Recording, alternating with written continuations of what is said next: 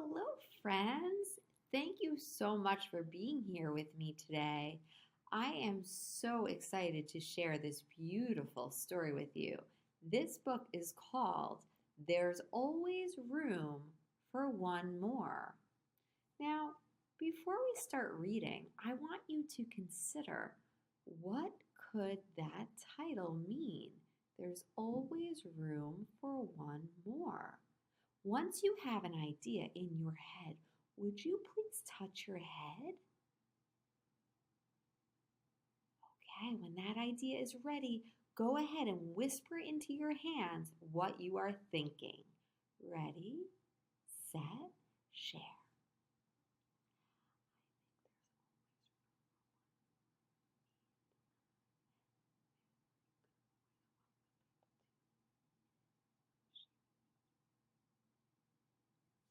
Okay, so we are now going to read this beautiful story.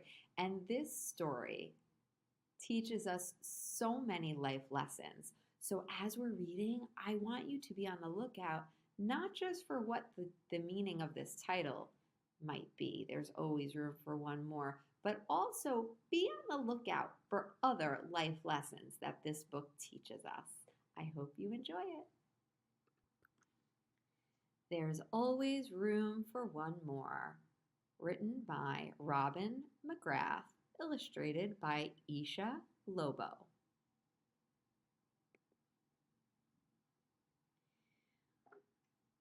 We need to look for a bigger table, Mama says. Tomorrow is Grandpa's big day. I'm excited to have Grandpa come live with us, but I love our old table. Our table is just the right size for playing cards, homework help, and Saturday morning pancakes. Pa grabs his measuring tape and we head out on the hunt. Mama says our table can be round or square, long or wide, strong and sturdy, or in need of a little love.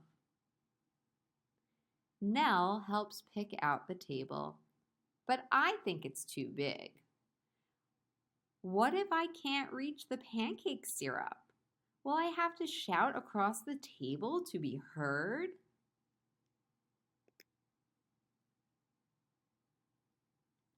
My family dreams up a plan for the table.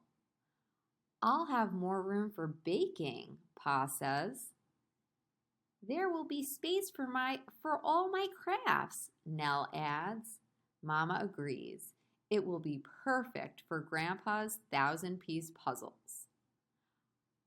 I want to sweep all their ideas onto the floor.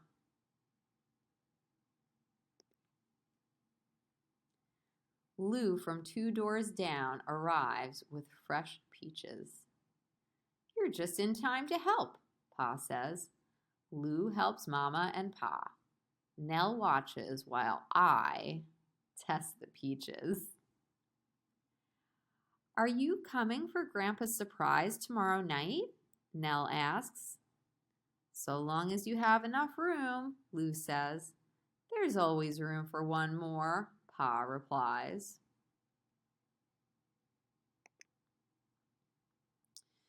Brushes drip and paint flies. Even Penny helps. Oops! Love pours out in our favorite color.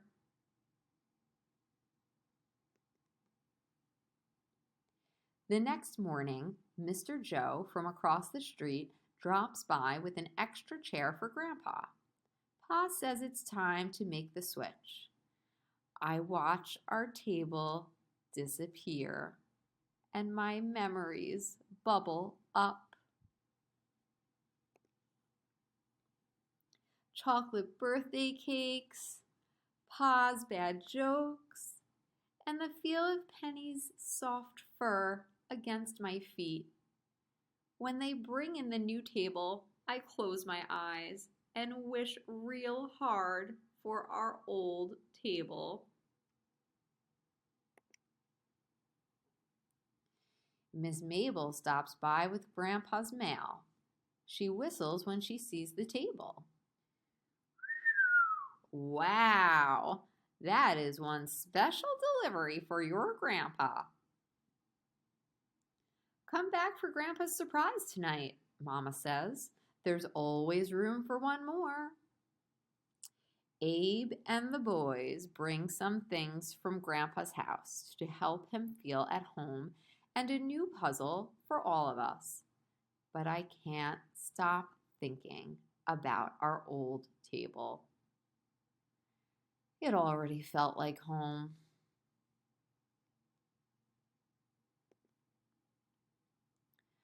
Mama sets out paper and markers for crafting cards and coloring signs. We open a box of old photos and fish for memories. But Nell grabs my favorite one. No fair!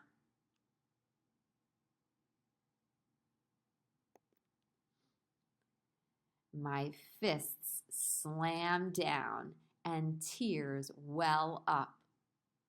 The table is quiet. Mama says a table is for listening, saying I'm sorry, and a peace offering or two. I miss our old table, I tell Mama. I'm sure Grandpa is going to miss his old home too, Mama says. And it's okay to be sad, Claire, but now we get to make room for new memories.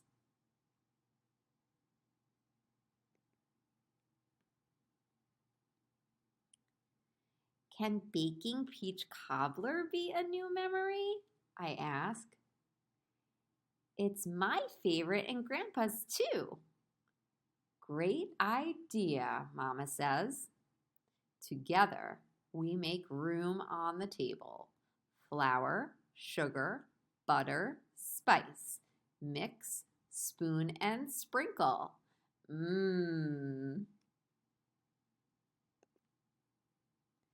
While Joe and Mama leave to get Grandpa, Lou, Miss Mabel, and our cousins arrive. Ding! The cobbler is done just in time. We carry our special plates to the table. Together, we count, set, and straighten. The table looks almost perfect. Wait, I cry and sprint to the garden.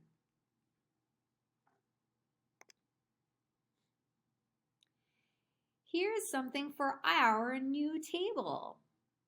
Nell signals from the window. They're coming! Shh!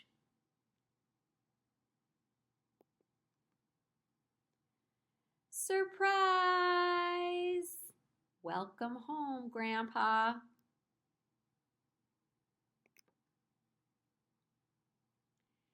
Grandpa's smile tells me he loves the surprise, and our table is just right. Hands join in the blessing, then elbows bump, chins drip, stories tumble, and laughter booms. When Sam arrives late with his guitar, we all scoot and squish to make space. Soon our table builds a steady beat.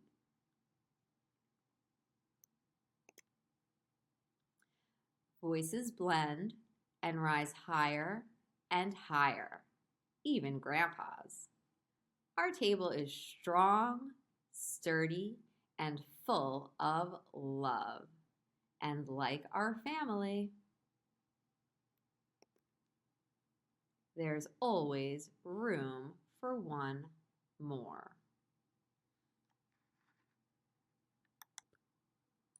Wasn't that a beautiful story? And did you find yourself thinking about the meaning of the title, There's Always Room for One More?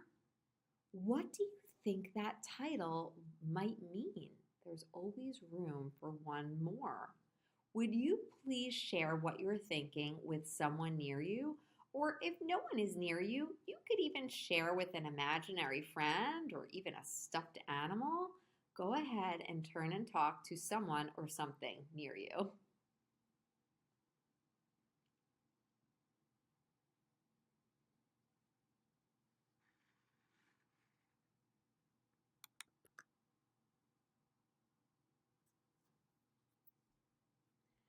Stop, look, and listen.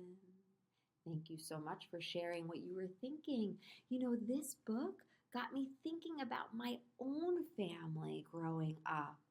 I can remember sitting around my grandparents' table and having lots of cousins and neighbors and friends and aunts and uncles around the table and telling stories and singing songs. And those are some of my very best memories. And you know, I was thinking about the meaning of that title, There's Always Room for One More. And I think that title means it's always good to welcome people, make people feel welcome. Not only does it make them feel good, but it makes you feel good. Now, that's just one life lesson that this book teaches us. But let's take a look back at this book because this book teaches us some other lessons too.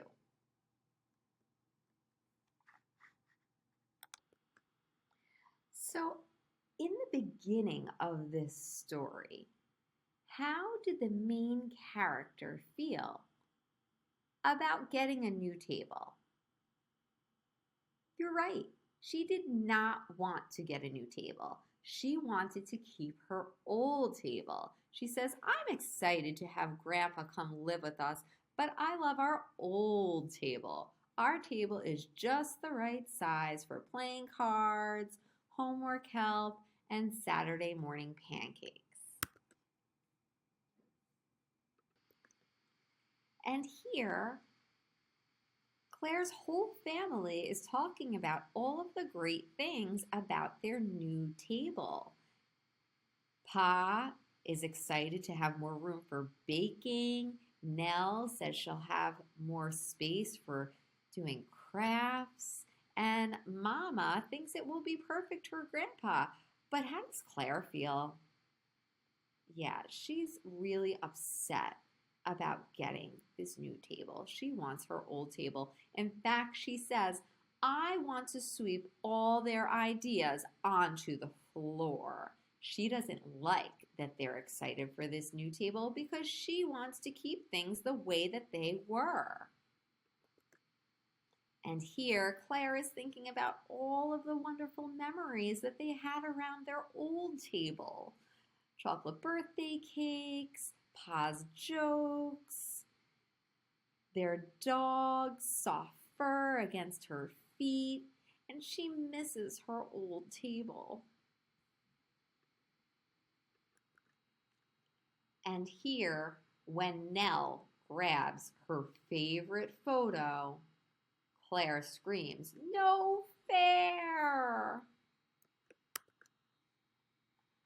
But do you think that that's really what Claire is so upset about? Do you think she's really upset about Nell grabbing her favorite photo, her favorite memory? Or do you think it's really something else that she's upset about? Call it out in 3, 2, 1. I agree with you. I think Claire is really just still so upset about getting rid of their old table that she had so many memories at. And finally, she talks to somebody about how she's feeling. She talks to her mom and she says, I miss our old table. And look at what her mom does. Her mom hugs her and she tells her, I'm sure Grandpa is going to miss his old home too. Right? Claire is not the only one who's having a change. Grandpa is having a really big change. And change can be tough. And here Claire's mom tells her, "It's okay to be sad, Claire, but now we get to make room for new memories." And after Claire hugs her mom and finally talks about how she's feeling, what starts to happen? That's right. Now she starts to get excited about the new table and about the things that they can do. And they bake a special peach cobbler. And now people start to arrive at their house. Lou, Miss Mabel, and their cousins arrive. And finally, Grandpa arrives. And they surprise Grandpa. They throw him a surprise party. And look at how happy Grandpa seems to feel. Do you think that this family made him feel welcome now that he's going to be moving into their house?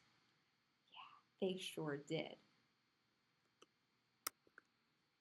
So not only did this story teach us that there's always room for one more, and it's good to be welcoming to others, it also taught us how important it is to talk about your feelings.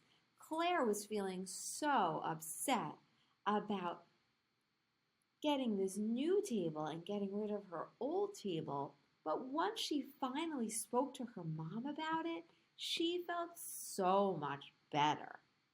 I bet that's happened to you. Have you ever felt really upset about something and then you spoke to someone that cares about you, about how you're feeling, and it helps you to feel better? Yeah, so you want to make sure to always do that. If you're feeling a yucky feeling, a sad feeling, an angry feeling, talk to someone about it. And then the other big lesson that this book teaches us is that change can be hard. But if we embrace change, it can be something wonderful. So don't forget that too.